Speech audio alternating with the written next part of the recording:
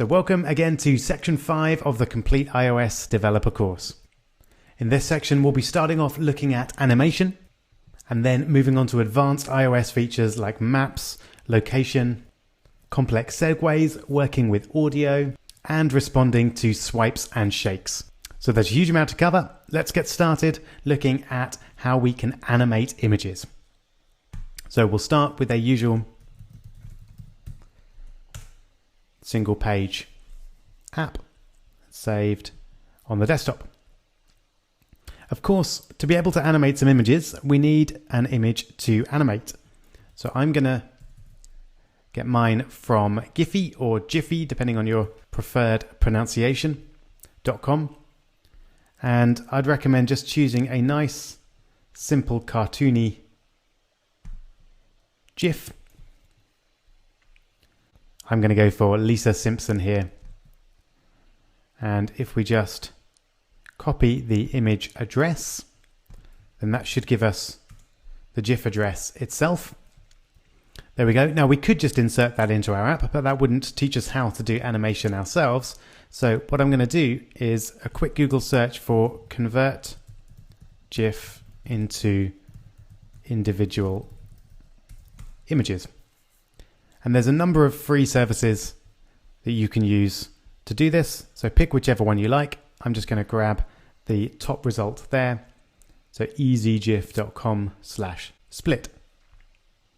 And then you can just paste the image URL into the box there and upload. And then click split it. And it will magically split the original animated GIF into the individual images. And then I'd recommend clicking the download frames as zip option.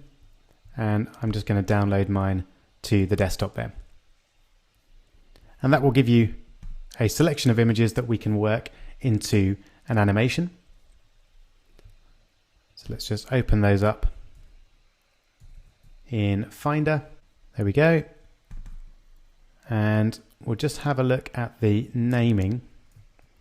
Okay, that looks pretty good. So the only difference in all the file names is that number there. So it's going to be quite easy to switch from one to the other. Great. So now we've got our images. Let's jump over to our app and drag them in the usual way. There we go. And we'll create the items as usual. And then let's just create an image view as we normally would. Just by dragging it in. So I'm not going to worry too much about layout or anything here. We'll just drag it to the edges of the page like that. And for now, let's just set the first image as the default image, and we'll change the mode to aspect fit. There we go. And next I'm going to bring in a button, and this will be the button that the user presses to advance to the next image in the sequence.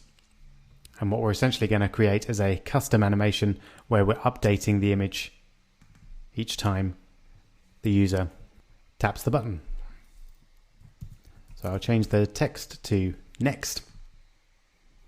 And then I just need to set up an IB action for the button. I'll call it next. And let's make sure it's an action rather than an outlet. And I'll need one for my image as well. So control dragging there. And I'll just call it image. Okay. So now we'll be focusing on viewcontroller.swift. And initially what we'll do is just set it up so that when you tap the button, it changes from the 0 image to the 1 image. So we'll keep it as simple as possible initially. And to do that, all we need to do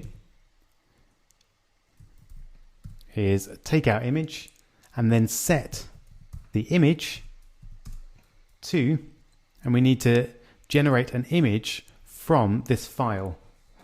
And we do that using UI image.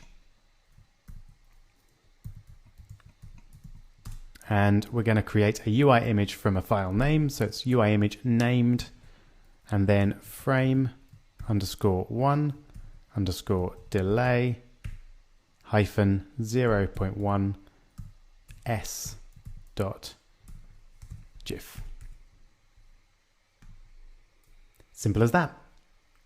So let's have a look and see that in action.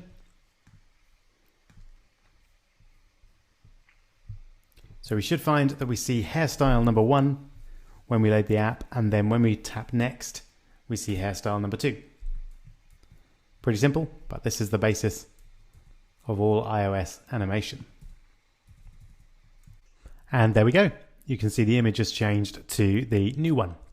So time for a challenge for you then. Can you make it so that instead of just changing to the second image when the button is tapped, it loops through the whole set of images and goes back to the start again and continues to loop through, so that the user can press next as many times as they like, and it will continue to loop through the various images that make up the GIF.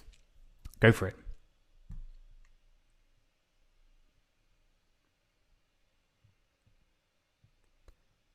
All right, hope you managed that.